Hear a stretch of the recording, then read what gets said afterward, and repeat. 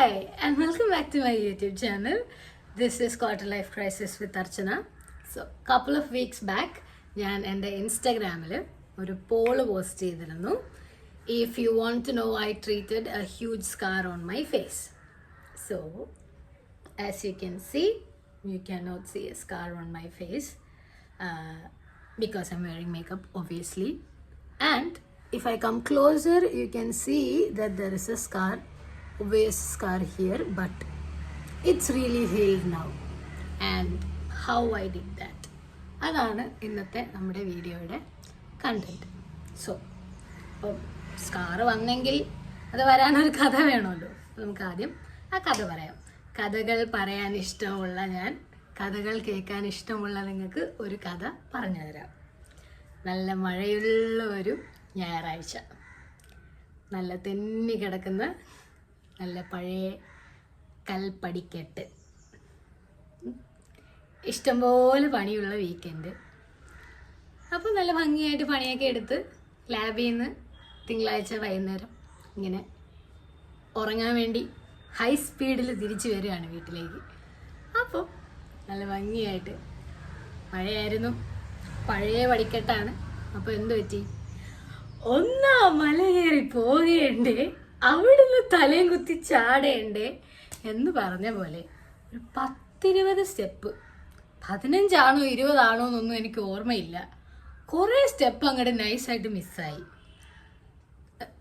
1, 2, 3 എന്ന് 3 പ്രാവശ്യം സോമർസോൾട്ട് ചെയ്തത് എനിക്ക് ഓർമ്മയുണ്ട്. ഞാൻ വിചാരിച്ചു എൻ്റെ കഴുത്തൊടിഞ്ഞു, ഇതോടെ ഒരു തീരുമാനമായി, ഇനി അങ്ങ് നല്ല നൈസായിട്ട് ഗുസാരിഷിലെ ഹൃതിക് റോഷനെ പോലെ വണ്ടിയൊക്കെ ഓടിച്ച്, അല്ലെങ്കിൽ സ്റ്റീഫൻ ഹോക്കിങ്സിനെ പോലെ മറ്റേ ബൈക്കൊക്കെ വെച്ച് സെറ്റായിട്ട് അങ്ങനെ സെറ്റാവുമെന്ന് വിചാരിച്ചു.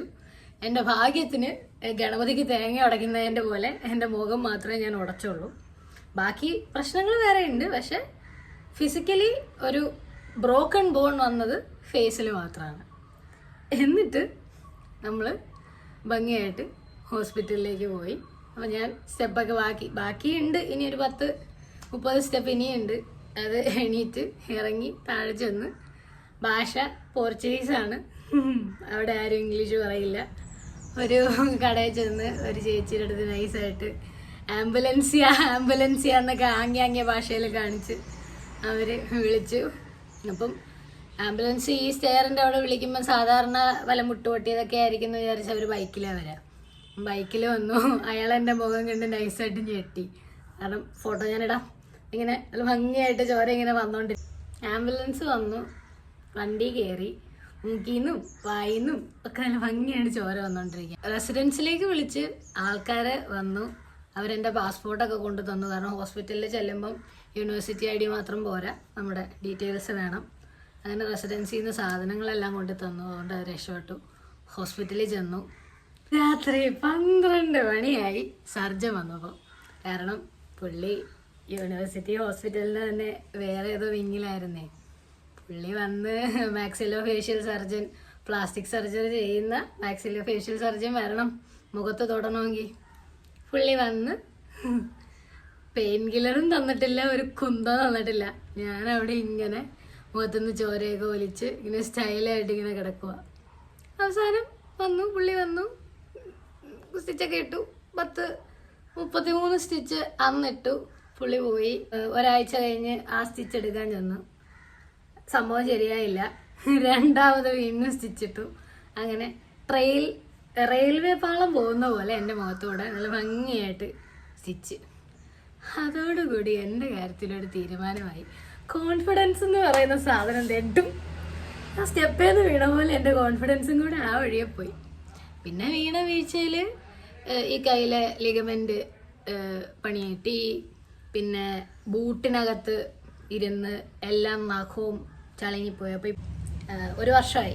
ഞാനിന്ന് പോസ്റ്റ് ചെയ്യുമ്പം ഇന്ന് ആക്സിഡൻറ്റിൻ്റെ ഫസ്റ്റ് ഇയർ ആനിവേഴ്സറിയാണ്. ഞാനിപ്പോഴും ജീവനോടെ ഇരിപ്പുണ്ട്, കഴുത്തൊടിഞ്ഞിട്ടില്ല. അങ്ങനെ ഏതായാലും ഇതിവിടെ ബോണൊടിഞ്ഞു. സന്തോഷം. ഈ സൈഡിൽ നേസൽ പാസേജ് വേ കൊളാപ്സ്. സന്തോഷം, ശ്വാസം വലിക്കാൻ പറ്റുന്നില്ല. അങ്ങനെ ഏതായാലും ഡോക്ടർ വീട്ടിൽ വിട്ടു. ഇനി ആഫ്റ്റർ കെയർ. ഇവിടെ നിന്നാണ് നമ്മുടെ ഇമ്പോർട്ടൻ്റ് ആയിട്ടുള്ള കാര്യം തുടങ്ങുന്നത്. അപ്പം ആഫ്റ്റർ കെയർ പ്രോപ്പറായിട്ട് ചെയ്തുകൊണ്ടാണ് 1 ഇയറിന് ശേഷം ഇത്രയും ഭംഗിയായിട്ട് ഇത്രയും സിവിയർ ആയിട്ടുള്ളൊരു injury, it's not invisible but then it is not noticeable either, അങ്ങനെയുള്ളൊരു സ്കാറായിട്ട് ഇത് നിർത്താൻ എനിക്ക് പറ്റിയത്. അപ്പം ആ റൊട്ടീൻ ഞാൻ നിങ്ങൾക്ക് കാണിച്ചു തരാം. ആദ്യത്തെ couple of weeks was broad spectrum antimicrobial antibiotic ഒരു ക്രീമായിരുന്നു. സോ അതിൻ്റെ പേര് ടെറിസിൽ എന്നാണ്. അതിൻ്റെ കൂടെ എനിക്ക് അകത്ത് ഇഞ്ചുറി ഉണ്ടായിരുന്നത് കൊണ്ട് തന്ന വേറെ ഒരു ഓയിൻമെൻ്റ് ആണ് ഇത്. ഇത് ബാരിയർ റിസ്റ്റോറിങ് ക്രീമാണ്. ഒബ്വിയസ്ലി അകത്തിടാനുള്ള ക്രീമാണ് ഇത്. അത് കഴിഞ്ഞ് സ്റ്റിച്ച് എടുക്കുന്ന സമയത്ത്, സ്റ്റിച്ച് ഉണ്ടായിരുന്ന സമയത്ത് നമ്മുടെ മെത്തേഡ് എന്താണെന്ന് വെച്ച് കഴിഞ്ഞാൽ ആൽക്കഹോൾ തൊടാൻ പാടില്ല. മോസ്റ്റ്ലി സലൈൻ അല്ലെങ്കിൽ ഹൈഡ്രജൻ പെറോക്സൈഡ്, സലൈൻ അല്ലെങ്കിൽ ഹൈഡ്രജൻ പെറോക്സൈഡ് വെച്ച് ക്ലീൻ ചെയ്യുക ഡെയിലി 2 പ്രാവശ്യം. ഓൾസോ ഫുൾ ഫേസ് ഐസ് ചെയ്യുക. അപ്പം ഞാൻ ഡെയിലി 4 ടൈംസ് വീതം ഐസ് ചെയ്തിരുന്നു. അങ്ങനെയാണ് സ്വെല്ലിങ് കുറച്ചത്. അത് കഴിഞ്ഞ് സ്റ്റിച്ചസ് രണ്ടാമതേ ഇട്ടു. അങ്ങനെ മൊത്തം 43 സ്റ്റിച്ച് ഇത്രയും ഒരു റീജിയണിൽ നമ്മൾ ഇട്ടിട്ടുണ്ട്. അത് കഴിഞ്ഞ് പിന്നെ എനിക്ക് അവർ പറഞ്ഞിരുന്ന ആഫ്റ്റർ കെയർ എന്ന് പറയുന്നത് ഒരു സിലിക്കോൺ ജെല്ല് ഇടുക, കാരണം ഈ ഏരിയ എപ്പോഴും ഹൈഡ്രേറ്റഡ് ആയിട്ട് വെക്കണം. Also proper skin care. അപ്പം ഞാൻ സിലിക്കോൺ ജെല്ലായിട്ട് യൂസ് ചെയ്തിരുന്നത് ഈ കീലോ സെൽ എന്ന് പറഞ്ഞിട്ടുള്ള ഈ ഒരു ജെല്ലാണ് ഞാൻ അവിടെ വച്ച് യൂസ് ചെയ്തിരുന്നത്. ഇവിടെ വന്ന് കഴിഞ്ഞിട്ട് ഇപ്പോൾ ഇന്ത്യയിൽ വന്നിട്ട് ഞാനിപ്പം യൂസ് ചെയ്യുന്നത് ഈ ഒരു ക്രീം. ഈ സ്കാറ് കീലോയിഡ് ഫോം ചെയ്യാതിരിക്കാനായിട്ട് ചെയ്തുകൊണ്ടിരുന്ന റൂട്ടീൻ. കീലോയിഡ് എന്ന് പറഞ്ഞു കഴിഞ്ഞാൽ സ്കാറ് തിക്കൻ ചെയ്ത് ഡാർക്കൻ ആവുന്ന ഒരു പരിപാടിയാണ്. നമ്മളെപ്പോലെ ഇന്ത്യൻ സ്കിൻ, അതായത് മെലനിനുള്ള പിഗ്മെൻ്റ് ഉള്ള ആൾക്കാരുടെ സ്കിന്നിന് പറ്റുന്ന ഒരു സിറ്റുവേഷനാണ് കീലോയിഡ് ഫോർമേഷൻ. അപ്പം എനിക്ക് ചെവിയിലൊരു കീലോയിഡ് ഉണ്ട്. ഇത് ഈ ഒരു ഇങ്ങനെ വരുന്നതിനാണ് കീലോയിഡ് എന്ന് പറയുന്നത്. ഞാൻ നേരത്തെ കാത് കുത്തിയതാണ്, അത് ഉരണ്ടി വന്നു ഈ കീലോയിഡ് വന്നിട്ട്. അപ്പം ഇങ്ങനെ കീലോയിഡ് വരാനുള്ള സാധ്യതയുള്ള സ്കിൻ ആയതുകൊണ്ട് കീലോയിഡ് വരാതിരിക്കാൻ വേണ്ടിയിട്ടുണ്ടായിരുന്ന ഒരു റെക്കമെൻഡഡ് മെത്തേഡ് എന്തായിരുന്നു എന്ന് പറഞ്ഞു കഴിഞ്ഞാൽ എക്സ്ഫോളിയേറ്റിംഗ് ആയിട്ടുള്ള ഒരു ഫേസ് വാഷും പ്രോപ്പർ സൺസ്ക്രീനും. അപ്പം എനിക്ക് പരിചയമുള്ള ബ്രാൻഡ് ആയതുകൊണ്ട് സെറ്റഫില്ല് യൂസ് ചെയ്യുമായിരുന്നു അവിടെയും ഇവിടെയും. This is not an ad. Good quality SPF 50 sunscreen ആണ് എന്നോട് യൂസ് ചെയ്യാൻ പറഞ്ഞത്. സോ SPF 50 ഉള്ള സൺസ്ക്രീൻ എന്ന രീതിയിൽ മാത്രമാണ് ഞാനിത് മേടിച്ചത്. You can use any sunscreen that you like. I don't care. I don't recommend anything. Just SPF 50 on the scar anytime you go outside. അത്രേ ഉള്ളൂ. ദെൻ ഇവിടെ വന്നു കഴിഞ്ഞ് I had severe nose bleed all this time. അപ്പം nose ബ്ലീഡിന് മൂക്കിൻ്റെ അകം wash ചെയ്യണം. So ഞാൻ യൂണിവേഴ്സിറ്റിയിലായിരുന്ന സമയത്ത് ചുമ്മാ നോർമൽ സലൈൻ സൊല്യൂഷൻസ് നമുക്ക് മേടിക്കാൻ കിട്ടും. അപ്പം സലൈൻ വെച്ചിട്ട് ഇങ്ങനെ ക്ലീൻ ചെയ്യായിരുന്നു. സലൈൻ സൊല്യൂഷൻ പൊട്ടിച്ചിട്ട് ഇങ്ങനെ വെച്ചിട്ട് ഞെക്കി കഴിഞ്ഞ് കഴിഞ്ഞാൽ അകത്തൂടെ കയറിയിട്ട് സൈനസസ് വാഷ് ചെയ്ത് ഇപ്പുറത്തൂടെ വരും. അങ്ങനെ ക്ലീൻ ചെയ്തുകൊണ്ടിരുന്നു. So that was my routine. So now moving on to the star of the show. ഇയാളാണ് എന്നെ ഏറ്റവും കൂടുതൽ ഹെൽപ്പ് ചെയ്ത ആള്. മെലിബിൽഡ് എന്ന് പറഞ്ഞിട്ട് ഉള്ള ഒരു പെപ്റ്റൈഡ് സൊല്യൂഷനാണ് ഇത്. It's not that expensive. It's like 1040 rupees. Prescription വേണം മേടിക്കാൻ. ഇത് ഇവിടുത്തെ ഒരു ഡെർമറ്റ് എനിക്ക് പ്രിസ്ക്രൈബ് ചെയ്ത സാധനമാണ്. It's A peptide solution. നിങ്ങൾ എപ്പോഴും ഈ ബാരിയർ റെസ്റ്റോർ ക്രീം എന്ന് കേൾക്കുമ്പം അതിനകത്ത് ക്ലെയിം ചെയ്യുന്നൊരു സാധനമാണ്. പെപ്റ്റൈഡ്സ് ഉണ്ട്, സെറമൈഡ്സ് ഉണ്ടെന്നൊക്കെ.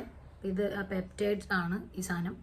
ഇത് പെപ്റ്റൈഡ് ആൽക്കഹോളിൽ ഡിസോൾവ് ചെയ്തിട്ടുള്ള ഒരു സൊല്യൂഷനാണ്. അതുകൊണ്ട് തന്നെ ഇത് റൂം ടെമ്പറേച്ചറിൽ വയ്ക്കാൻ പറ്റില്ല. ഇത് എപ്പോഴും 25 ഡിഗ്രിക്ക് താഴെ സ്റ്റോർ ചെയ്യണം. ഞാനിത് ഫ്രിഡ്ജിലാണ് വെച്ചേക്കുന്നത് സ്ഥിരം. ഡെയിലി യൂസ് ചെയ്യുക. ആൻഡ് ദെൻ യൂസ് ചെയ്ത് കഴിഞ്ഞിട്ട് മൈൽഡ് സൺലൈറ്റ് ആ ഏരിയ കൊള്ളണം. Now you need to see the real actual scar. നമുക്ക് മേക്കപ്പ് റിമൂവ് ചെയ്താൽ സ്കാർ എങ്ങനെ ഇരിക്കും എന്ന് നോക്കാം. Because that's why you're here, right? To see how the scar actually looks. So ഈ സ്കാർ വന്നതിന് ശേഷം people have called me scar faced. പിന്നെ എന്നെ ബുള്ളി ചെയ്തിട്ടുണ്ട്. എനിക്ക് വളരെ പ്രിയപ്പെട്ട അല്ലെങ്കിൽ വേണ്ടപ്പെട്ട ആൾക്കാർ, not my family but people who have been very close to me in the past have bullied me and called me scar faced for this. So it takes a toll on you. I hope ഈ video നിങ്ങൾക്ക് help ചെയ്യട്ടെ. ഇങ്ങനെയുള്ള എന്തെങ്കിലും scar ഉണ്ടെങ്കിൽ അത് heal ചെയ്യാൻ. Okay, so this is how my scar looks right now. Not really visible from far, right? And this is no makeup. This side has makeup, പക്ഷേ ഇവിടെ സ്കാർ ഇല്ല. And my skin is naturally ഇച്ചിരി റെഡാണ്. കാരണം എന്തെങ്കിലും വഴിയെ പോയാൽ മതി, അലർജി. അതുകൊണ്ട് ആണ് ആ ഒരു റെഡിഷ്നെസ് ഉള്ളത്. അത് ഒന്നും ചെയ്യാൻ പറ്റില്ല. സോ നമുക്കിത് കാണാതെ ഇരിക്കണം എന്നുണ്ടെങ്കിൽ കളർ കറക്റ്റ് ചെയ്യുക എന്നുള്ളതാണ് option. So because I have a little bit of reddishness over here, I use a colour correcting palette. Reddishness cut ചെയ്യാനാണെങ്കിൽ ഗ്രീൻ യൂസ് ചെയ്യാം. പിന്നെ അണ്ടർ ഐസ് കറക്റ്റ് ചെയ്യാൻ this one. So I use a combination of these two on my nose to correct this, and voila, and then you can hide the scar pretty well. And that's it. That's a video, guys. അങ്ങനെയാണ് നമ്മുടെ ഈ സ്കാറിനെ ഞാൻ കൊണ്ടു നടക്കുന്നത്. It really affected my self confidence. കുറേ നാൾ ആൾക്കാരെന്നെ കളിയാക്കിയിരുന്നു. അത് especially നമുക്ക് വളരെ ക്ലോസ് ആയിട്ടുള്ള ആൾക്കാർ നമ്മളെ കളിയാക്കുമ്പോൾ, അല്ലെങ്കിൽ നമ്മൾ ഒരിക്കലും പ്രതീക്ഷിക്കാത്ത ആൾക്കാർ നമ്മളെ കളിയാക്കുമ്പോൾ അല്ലെങ്കിൽ ബുള്ളി ചെയ്യുമ്പോൾ നമുക്കത് ഭയങ്കരമായിട്ട് എന്താ പറയുക, നമ്മളത് മനസ്സിൽ തട്ടും. അപ്പം അങ്ങനെയുള്ള ഇൻസിഡൻസ് ഒക്കെ ഉണ്ടായിട്ടുണ്ട്. സോ അങ്ങനെയൊക്കെ ആർക്കെങ്കിലും ഉണ്ടെങ്കിൽ ഈ വീഡിയോ ഹെൽപ്പ് ചെയ്യട്ടെ. There is A bright side. It's just been 1 year and this is how it looks now. Maybe 1 year from now I'll make an update to show you how this is. This is just topical treatments മാത്രമാണ്. ഇപ്പോൾ ലേസറോ അല്ലെങ്കിൽ ഡെർമാബ്രേഷനോ micro നീഡ്ലിങ്ങോ ഒന്നും ചെയ്തിട്ടില്ല. This is just topical cream അല്ലെങ്കിൽ ടോപ്പിക്കലായിട്ടുള്ള peptide application മാത്രമേ ചെയ്തിട്ടുള്ളൂ as of now. But then maybe next year I'll do an update on how this looks. I have other scars on my face too, but you cannot see them because they all healed well. I have a scar here, I have scars here, I have scars here, I have another scar here. So basically എൻ്റെ ഫേസിൽ ഇഷ്ടംപോലെ scars ഉണ്ട്, even though you cannot see them. So each scar has a story and each scar makes you beautiful. Each of them means something personal, maybe a struggle, maybe a memory, maybe a game. I don't know. Each and every scar carry a story. So your scars is like a diary on your body. So each scar makes you who you are. So it's a profound thing, and don't let anybody else say that you are ugly because of the scar. Scar makes you beautiful, but you can still manage to keep them in a minimal way, okay? Like ooh on your face ennolla reethiyilallade you can manage them, okay?